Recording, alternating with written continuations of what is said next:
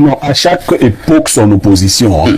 Et chaque époque, l'opposition correspond aux attentes du peuple camerounais. Le téléspectateur qui vous décrivait le peuple camerounais parlait du vrai peuple camerounais. Vous n'allez pas inventer des membres d'opposition qui ne ressemblent pas à la classe sociale à laquelle ils appartiennent. Voyez-vous, il y a eu une opposition avec un peuple qui pouvait bousculer les lignes et faire bouger les choses. Cela s'est vu et cela s'est fait. À l'époque, aucun ministre ne pouvait prétendre avoir un moulinex, les abeilles et tout ça parce que parce qu'il y avait du répondant en face. Ok? Et c'est le président Paul Biya qui était obligé de s'adresser aux opposants. On vous a cité quelques grands noms. On peut citer des gens comme Boamasso, on peut... Il y a eu ça. Et le peuple réagissait. Maintenant, on a fabriqué une opposition de convenance et le peuple s'est aussi arrimé à ça. Depuis un certain temps, vous entendrez des discours du genre « Ah, il faut laisser Biya rester là. Quand il va partir, il va partir. » Bon, donc on a arrêté la politique. La vie politique ne se mène plus. Les gens vous disent « Laissez Biya là. Le jour où il partira, il partira. » Et le peuple accompagne aussi cette forme d'opposition. On a aujourd'hui une opposition d'accompagnement. Les gens changent leur discours. Je vous ai parlé de... Moi, je parle des opposants. C'est des êtres humains qui existent. Je vous ai parlé du parlementaire Cabral Libi, que j'ai apprécié. Mais je ne vous parle pas du candidat à la présidentielle, Cabral Libi, que je n'ai pas apprécié. Parce que depuis la fin de la campagne, Cabral a dit que c'est un opposant qui avait gagné l'élection. Il a dit. Les archives sont là. Il n'a pas dit lequel, il a dit que c'est l'opposition qui a gagné. Lorsqu'il s'est agi de revendiquer, on a vu que lui, il était amorphe. Il n'a pas revendiqué. À un moment donné, il a dit qu'il était un parti, que son parti était un parti de proposition. Je ne sais pas si vous convoitez la même femme. Si Aïssi va me donner des techniques pour que moi, je gagne la femme que lui aussi convoite. Donc là, je n'ai pas compris. Et j'ai eu l'impression que c'était une opposition de connivence. Du point de vue de l'opposition de M. Maurice Kamto, il faut qu'on le cite. Kamto a mené une campagne présidentielle extraordinaire. Il a eu une attitude d'opposant après ces élections. Il a commencé à revendiquer un certain nombre de choses. Moi, je dis l'attitude de Kamto était une attitude d'opposant. C'est comme ça qu'en Afrique, on s'oppose aux gens. Paradoxalement, et là, même si vous m'amenez dans quelle magie, je ne peux pas comprendre pourquoi Kamto a empêché que les gens n'aillent aspirer aux législatives et aux municipales. Ça, c'était totalement... Il ne peut rien dire là-dessus. Même quand il faut faire des... Alors, moi, quand on analyse comme ça, est-ce que j'ai besoin d'être pro Kamto, contre? Je m'en fous. Moi, je n'attends rien de personne. C'est ça le problème. Kamto ne peut pas nous expliquer. Il n'y a aucune explication logique du fait qu'il ait demandé aux gens, à la veille des élections législatives et municipales, de se retirer. Cela a fragilisé. Parce que ceux qui vont en politique, Signé vous le disait, eux ils ont des intérêts matériels qu'ils mettent aussi en avant. Politique Nandjangui. Les gens veulent servir le peuple, mais ils veulent aussi mettre quelque chose dans leur poche. Tout à fait. Alors ils veulent avoir des situations sociales. Ils voulaient être qui maire, qui député. Kamto a tué leurs espoirs.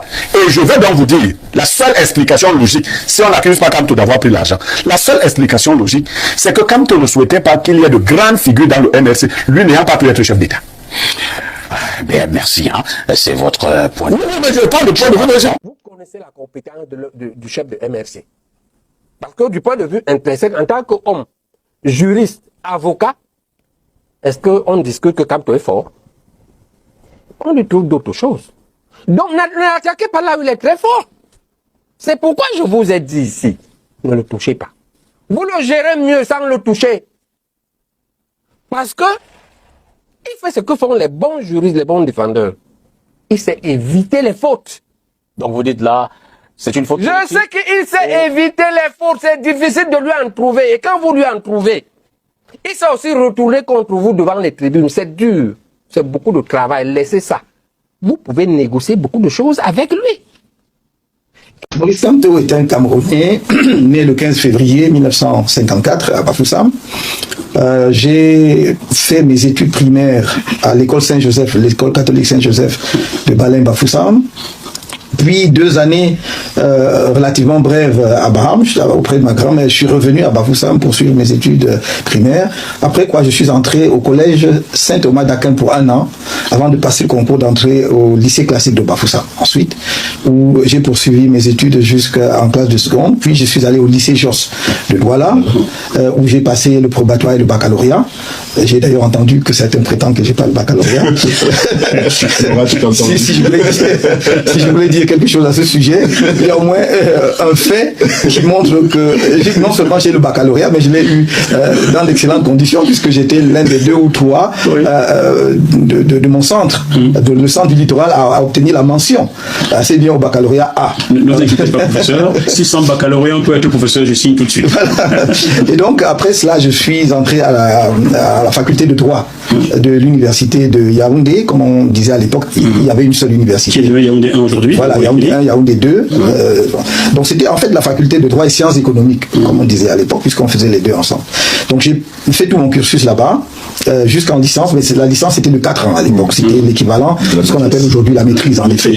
Après quoi, j'ai été admis, mon dossier a été retenu à la faculté de droit de Nice, dans le sud de la France, où j'ai fait mes études donc de DEA, on appelait à l'époque DEA, diplôme d'études approfondies, qui est devenu le Master 2 aujourd'hui, donc où j'ai mené de front plusieurs diplômes. J'ai fait le DEA de droit public fondamental, le DEA de droit international public, le diplôme de l'Institut des hautes études internationales, le certificat d'études communautaires. La même année, j'ai pu obtenir tous ces diplômes. J'étais inscrit en thèse ensuite à la faculté de droit de Nice, mais je suis remonté à Paris, où j'ai fait l'IAP, c'est-à-dire l'Institut international d'administration publique de Paris, en même temps que je suivais des cours à l'université de Paris 1. Vous faisiez qu'étudier. En réalité, oui, pendant cette période, je faisais qu'étudier, comme beaucoup de Camerounais d'ailleurs. Mais j'avais surtout à cœur une chose, c'était de vite faire mon cursus, de passer le maximum de diplômes et de rentrer au Cameroun. Ça m'a toujours habité pendant toute cette période. Et c'est la raison pour laquelle, en 1982, le 6 novembre 1982, on est à Nice, et dans la salle de jeu, parce j'étais à la oui, Jean Médecin, et quand on annonce justement l'accession, la démission de l'ancien président et l'avènement du président actuel, c'est une explosion de joie. On est fou de joie.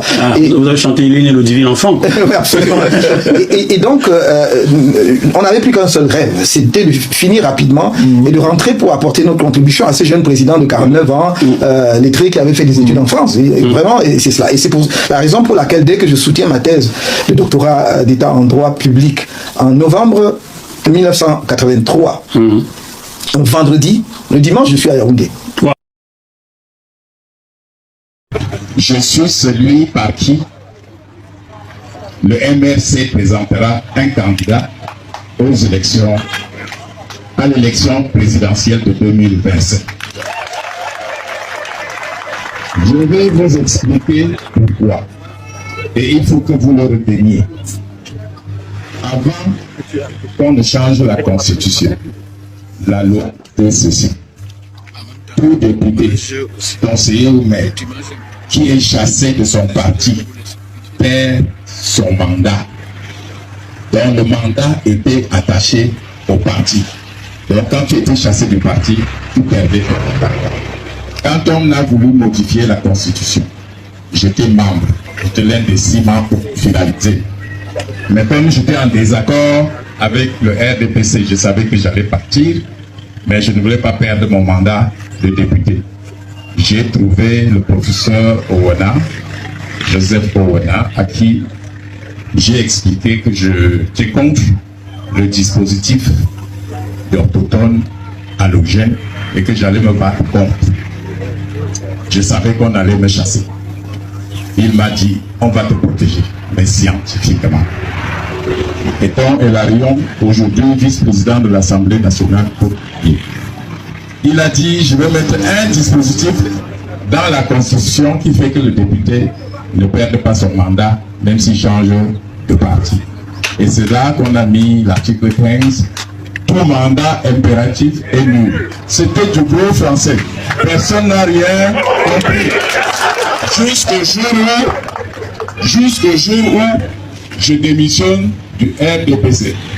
Et à la prochaine séance, à l'Assemblée, Kabaye, mon ami, me dit, Monsieur Zonga, vous faites encore quoi là-bas? Vous avez démissionné du RDPC, sortez. Alors, je ne peux pas louper cette occasion pour nous rappeler qu'il est prêt. Je lui dis, Monsieur le Président, tout mandat impératif est nul. Il se tournait vers Hilarion, qui était déjà vice-président, et il lui dit c'est quoi? Hilarion lui dit que c'est-à-dire, si on chasse même un député, il reste député. Aïe!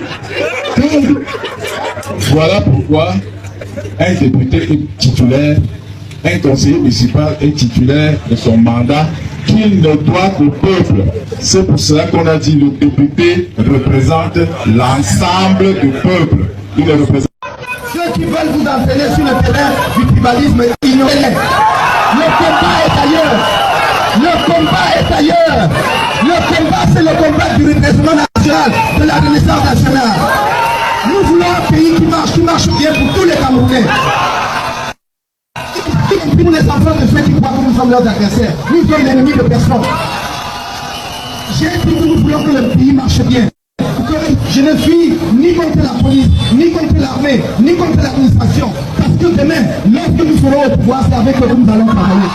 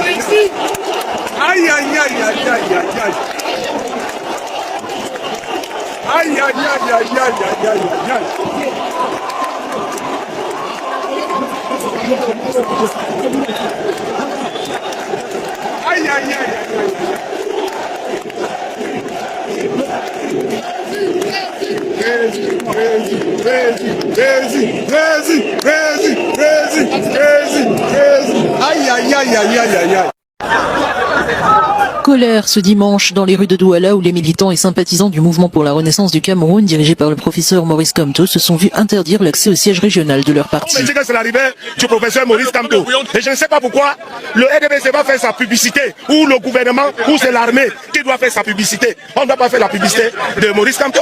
Laissez-le venir s'exprimer. Comme tout le monde, c'est un citoyen camerounais. Malgré l'interdiction de rassemblement, des milliers de sympathisants ont afflué pacifiquement vers le lieu prévu, défiant les barrages pour exprimer leur soutien. Les gens ont soif de voir le président Kamto ici dans son QG. Donc la population c'est énorme. On ne veut pas casser quelque chose. On ne veut rien. On veut seulement qu'ils viennent nous saluer. La veille, les autorités avaient restreint la circulation des mototaxis dans plusieurs quartiers stratégiques de la ville, ainsi qu'aux abords de l'aéroport, anticipant la venue de Maurice Kamto, attendu pour une réunion au siège régional du MRC. À mon sens, banal, mais bon.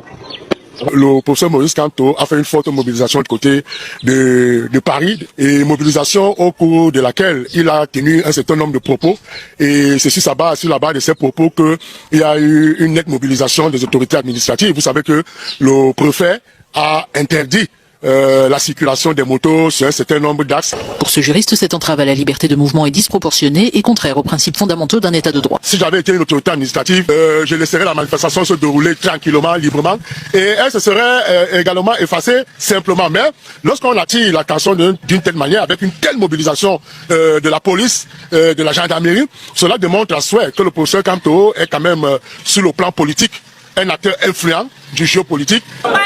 Les autorités locales justifient leur décision en affirmant que le MRC n'avait pas procédé à la déclaration préalable requise pour un rassemblement public. Bonjour les amis. Ok, applaudissez pour vous-même.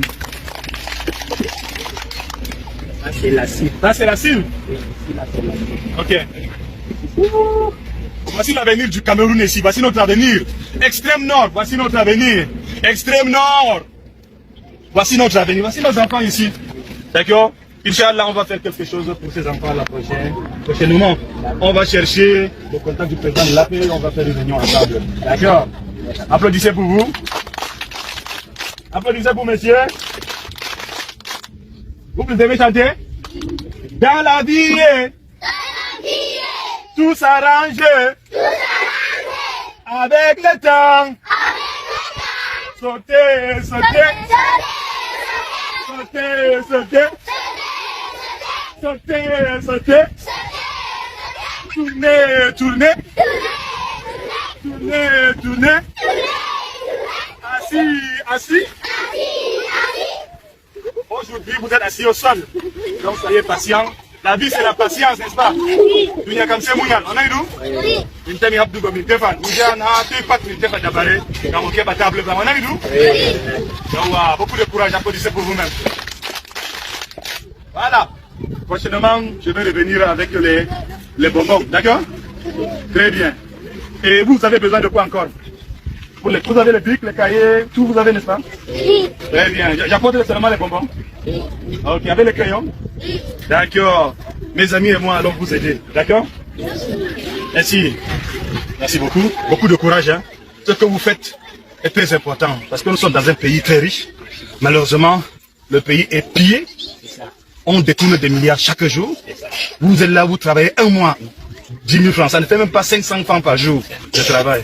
Mais vous faites ça par amour. Ces enfants sont notre avenir. D'accord? Un jour, le Cameroun va changer. Paul Biya se cache dans son trou. Il a peur de notre président. Paul Biya se cache dans son trou. Il a peur de notre président. Voilà Kamto qui arrive. Voilà Kamto avec la démocratie. Voilà Kamto qui arrive. Voilà Kamto avec la démocratie. Paul Biya se cache dans son trou. Paul Biya se cache dans son trou. Il a peur de notre président.